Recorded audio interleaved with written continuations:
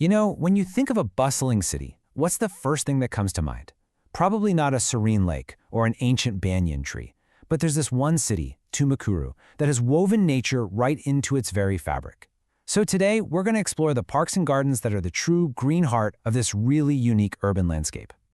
So how exactly does a city pull this off? Well, we're going to start by getting a handle on Tumakuru's green heritage as a whole. Then, we'll visit its iconic grand sanctuaries before diving into the smaller community hubs that really form the city's social fabric. We'll also uncover some quiet retreats before tying it all together to see how Tumakuru strikes this remarkable balance with nature. Okay, first up, let's talk about Tumakuru's green heritage. And look, this isn't just about counting parks on a map. It's about understanding that these spaces are so much more than just patches of grass. They're a living, breathing part of the city's character and its history. You know, this idea is captured perfectly in this one statement, that these spaces reflect Tumakuru's green heritage and provide peaceful retreats. It's that double-duty role, honoring the past while serving people right now, that makes them so incredibly special. And our little tour is going to cover 8 incredible, yet really different locations. We're going to see everything from major landmarks like Amanikere and Mahatma Gandhi Park to these smaller community-run gardens, like one in Sadashivanagar.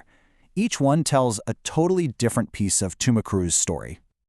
All right, let's start with the big ones, the grand sanctuaries. These are the iconic green landmarks of Tumakuru, the kind of destinations that draw residents and visitors alike because of their sheer scale and beauty. Our first stop, Amanikere Park, is one of the most popular green spaces in the entire city. And, well, for good reason. It's known for its incredibly serene and peaceful environment, which is all built around this beautiful body of water. So what makes Amanikere Park so beloved? Well, if you break it down, its key features are definitely the water and all those shaded paths that create its super serene atmosphere. This makes it incredibly versatile. It's absolutely ideal for a quiet morning walk, but it's just as perfect for a lively family outing. Okay, so from serene water to nonstop access, our next landmark is Mahatma Gandhi Park. Now, think about this for a second. It's a relaxation hub that's open 24 hours a day. That constant accessibility completely transforms it from just a park into a true cornerstone of the community. It's always there when you need it. So we've seen the grand landmarks, but a city's green identity is also shaped by the smaller spaces, the ones that are truly defined by the people who use them every single day. These are the community hubs, where people really connect. Take Saptagiri Park and Gare Narasaiah Katte Bayalu Vedike, for example. These aren't vast sanctuaries, they're lively neighborhood spots that are praised for their simple, accessible design. They are the go-to places for everyday community gatherings. Now, some parks take that community spirit a step further. To really get our next example, we have to look at the idea of a community-maintained garden. This is a space that isn't just used by locals, it's actively preserved and cared for by them.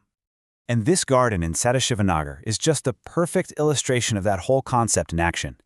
This beautiful space is a powerful testament to local pride, and it shows the real impact of citizen involvement in keeping a city green. It's pretty amazing. Okay. So we've seen the grand destinations and the busy community hubs.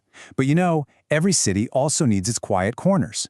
So let's now explore the quiet retreats, those smaller, hidden gems that offer a real, calm escape. Our first stop is Banyan Tree Park. And honestly, its name tells you everything you need to know. The entire space is defined by one single incredible feature, its iconic banyan tree. I mean, the massive canopy of this tree creates a world of its own right inside the park.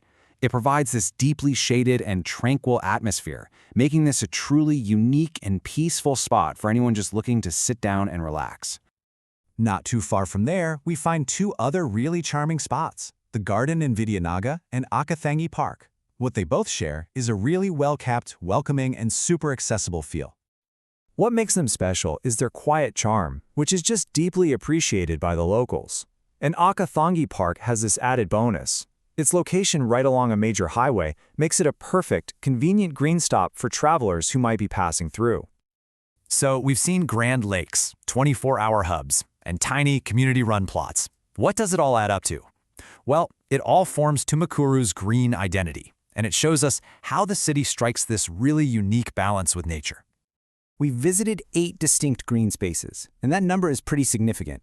It's not just about the quantity, it's about the sheer variety, which shows this deep commitment to preserving nature in all its forms right inside an urban landscape. At the end of the day, these parks highlight Tumakuru's successful balance between urban life and natural spaces.